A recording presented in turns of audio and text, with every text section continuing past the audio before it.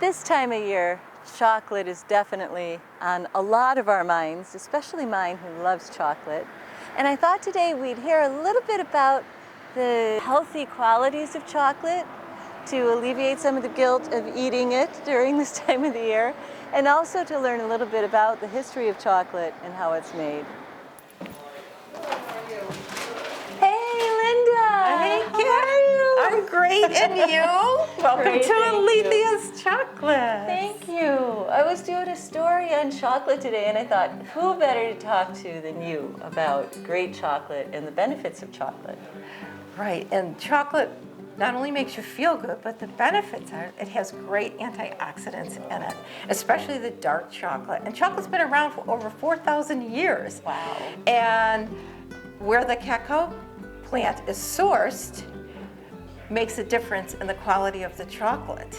And we use top quality chocolate here. We combine it with some really fresh nuts, not to only give you the benefit of the dark chocolate, but the benefit of the protein from the nuts. Right. And that's the secret, right? Wherever somebody's getting their chocolate, to make sure it's fresh, the darker the better, and good source quality materials. I mean, the stuff that you get on the candy stand that's been there for maybe heaven knows how long, and it's got all kinds of fillers and oils and preservatives. It's probably not the best. It's good to get fresh nuts, fresh chocolate from great sources, because that'll make the best chocolate. And the darker the chocolate, the more antioxidants. Well, I'd love to see how you make the chocolate. Could you show me? Come on in. Great, thanks.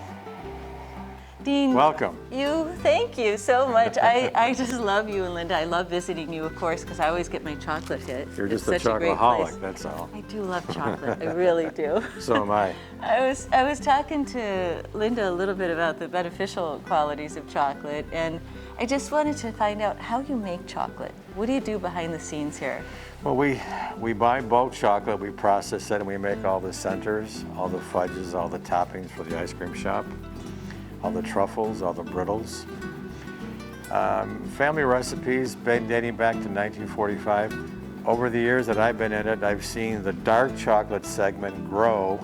At one time we did 90% light chocolate and 10% dark chocolate. Now we're doing probably 60-40, 60 milk, 40 dark. That's great. Because dark is really heart healthy. That's wonderful. Has all kinds of flavonols. And also chocolate has something inherent that is part of the cacao bean called a chemical called phenylethylamine, which produces a natural high in your brain. Right, that's why I was telling Linda that it makes you, Yes, so it gives you a sense of euphoria. So Dean, what is this? This is sponge candy, right? And this is definitely something that's unique to Western New York. Well, Buffalo is the sponge capital of the world. We're not exactly sure who first started sponge. You can dump some.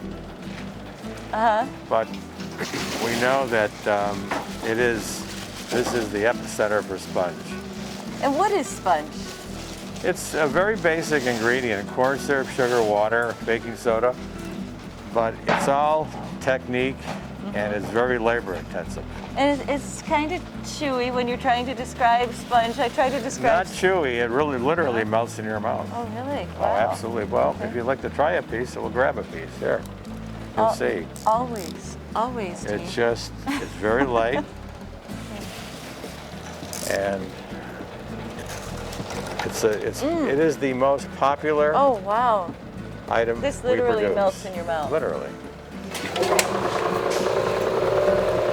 Now this is white chocolate? This is ivory chocolate. Oh, okay. If chocolate, to be called chocolate, it has to have cocoa butter. Okay. Real ivory chocolate is not white because cocoa butter is not white. It's ivory color. Oh, okay. If you substitute palm oil for cocoa butter, you have the white discs, but they can't really call it chocolate because it's not. Okay. They call it confectionery compound or coating. And this is our... Didn't you say you have one of the darkest of... We do. We have one of the darkest dark chocolates available on the market. And one of the lightest light chocolates. And one of the lightest milks, correct. Chocolate, texture is everything in chocolate. Right. The finer the chocolate, the finer the texture, the better the mouthfeel. Oh, okay.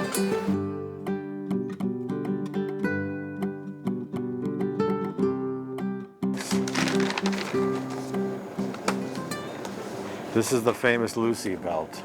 Yeah, the one, Lucy and if you Ethel, recall, and they had to shove in the that chocolates in their episode, mouth because it was going by 100 miles an hour, and you can see how fast it goes by. One of my favorite Lucy episodes of all time.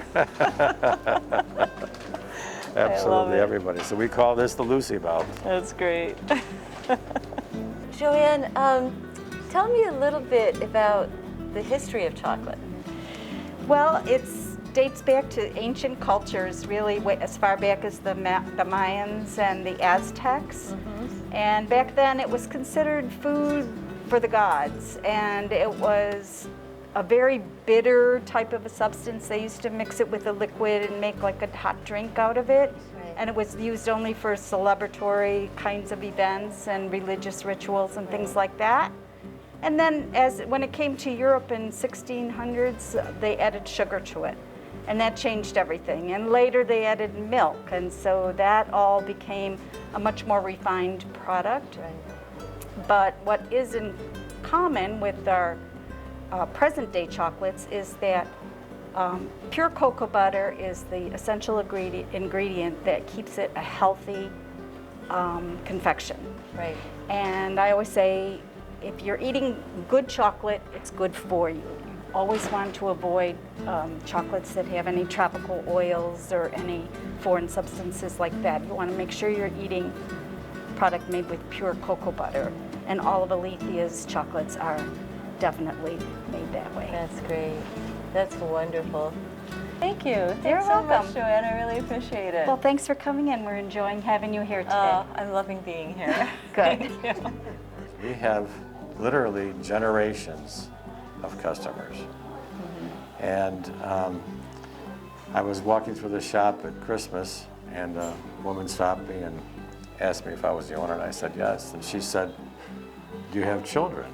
And I said, "No, unfortunately I don't." And she said, "Stay healthy. Alethea's has to go on." Oh, I love that. So here I am. You don't have kids, you better live a long time, in other words. Well, on the positive side, my father, Gus, worked with me until he was 100 and had a stroke coming to work at 100. Wow. And then we kept him at home till he made 103. The Wow. only boss I ever had and my hero. So the chances of you doing your chocolate for a long time Who are knows? very good. You never know. I hope. We hope. I hope. Thank you so much, Dean. I really Absolutely. appreciate the little tour and learning more about chocolate. By all means, anytime. We love our customers and we love exposing the world to really good, high quality, fresh chocolate. Thank you so much. Yes, Dean. ma'am.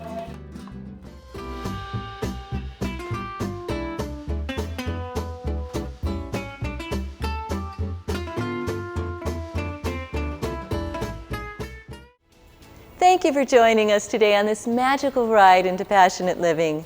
Join us each week on Tuesday and Thursday evenings at 8 and Sunday mornings at 11. Plus, you can view segments of our show on YouTube at passionateliving.tv or on our website at passionateliving.com. Our goal in producing the show is to inspire you to live your dreams, as your journey will end up affecting the world around you in a powerful way. We hope you'll join us each week as we journey into the realms of passionate living. Until our next adventure, remember to take at least one baby step to bring you a little closer to living your dreams.